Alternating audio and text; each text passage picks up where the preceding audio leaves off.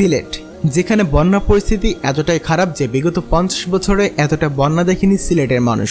মুহূর্তের মধ্যে বিশাল বিশাল বড় ব্রিজ, কালভার্ট, বিল্ডিং স্থাপনা ভেঙে যাচ্ছে। 1 ঘন্টার মধ্যে পানি বেড়ে যাচ্ছে কয়েক হাত। আজ 20/5/2022 তারিখ পর্যন্ত বিগত কয়েকদিনে কয়েক হাজার কোটি টাকার অবকাঠামো ও ফসল একদম জলের সাথে ভেসে গেছে। লাখ লাখ মানুষ হয়েছে বাড়ি ছাড়া। মানুষগুলো যেখানে একটুখানি মাথা গোঁজার জন্য যাবে সেই আশ্রয় কেন্দ্র ভেসে গেছে বানের জলে। এর পিছে কি আছে সত্যি কোনো ভয়াবহ ষড়যন্ত্র নাকি ব্যর্থতা আর নিছক অবহেলা?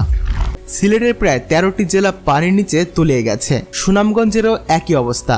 লাখ লাখ মানুষের বাড়িঘর তলিয়ে গেছে। অনেক জায়গায় মানুষ যে আশ্রয় কেন্দ্রে নিজের মাথাটুকু গুজবে তাও ভেঙে গেছে।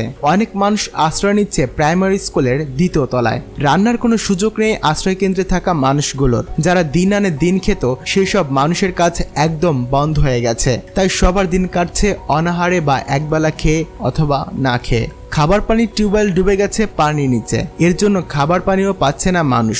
সুরমা নদীর পানি বিপদসীমার উপরে উঠে যায়। সিলেট শহরে বেশিরভাগ অঞ্চল ডুবে গেছে, যেখানে অনেক বিল্ডিং এর নিচতলা পানির নিচে। মোটর দিয়ে পানি উঠাতে পারছে না মানুষ। লাখ লাখ মানুষ এখন বিদ্যুৎ থেকে বিচ্ছিন্ন হয়ে আছে। গ্রাম বা শহরের এমন কোনো দিঘি বা পুকুর নেই যার পানি কিনা ভালো আছে।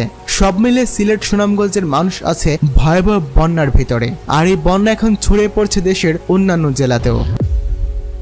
এখন প্রশ্ন আসে, কেন সারা বছর যে সুরমা নদী শুকিয়ে থাকে এই সময় পুরো দেশ খরার মধ্যে জ্বলে পড়ে মরলেও ডুবে যাচ্ছে সিলেট? এই প্রশ্নের সবথেকে বড় উত্তর হচ্ছে আবহাওয়া। কর্কট ক্রান্তি রেখা এদেশের ঠিক মধ্যভাগ দিয়ে অতিক্রম করেছে। আর ভারত মহাসাগরীয় অঞ্চলে মৌসুমী স্রোত এদেশের দক্ষিণ প্রান্তবর্তী বঙ্গোপসাগর দিয়ে অতিক্রম করায় এখানে ক্রান্ত মৌসুমী জলবায়ু বিরাজ করে। এই মৌসুমী জলবায়ু প্রচুর পরিমাণে বঙ্গোপসাগর থেকে জলীয় বাষ্প নিয়ে দক্ষিণ থেকে উত্তরের দিকে সিলেটে যায়। এই জলীয় বাষ্প সিলেটের দিকে গিয়ে সিলেট ও মেঘালয়ের পাহাড়ের কারণে উপরের দিকে উঠে গিয়ে ঠান্ডা হয়। এরপরে একসাথে মিশে ঘনীভূত হয়ে মেঘে রূপান্তরিত হয়। এর কারণে সিলেট এবং মেঘালয়ে প্রচুর পরিমাণে বৃষ্টি হয়। মেঘালয় এবং সিলেটে প্রচুর পরিমাণে বৃষ্টি হওয়ার কারণেই মূলত এই বন্যা হয়। এখন প্রশ্ন আসে, এখানে কি মানুষের কোনো দোষ নেই? উত্তর হ্যাঁ, আছে। বৃষ্টিপাতে বন্যা হলেও ভারত থেকে আসা পানি যখন বাংলাদেশে প্রবেশ করে তখনই এই বন্যা ভয়ঙ্কর রূপ নেয়।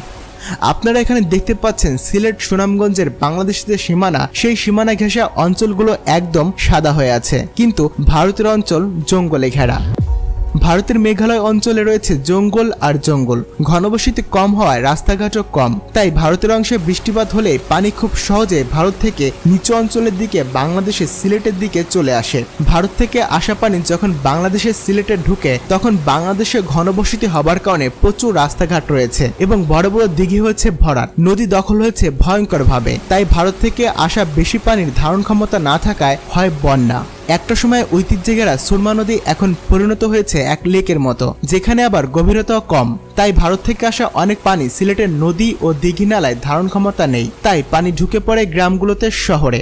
আবার অতিরিক্ত রাস্তাঘাট হবার কারণে সেই পানি খুব সহজে পার্শ্ববর্তী এলাকায় ঢুকতে পারে না। মানে সিলেট সুনামগঞ্জ থেকে পানি খুব সহজে পার্শ্ববর্তী জেলায় নিচের দিকে আসতে পারে না অনেক রাস্তাঘাট হবার কারণে। তাই পানির উচ্চতা সেখানে বেড়ে গিয়ে দেখা দেয় ভয়ঙ্কর বন্যা।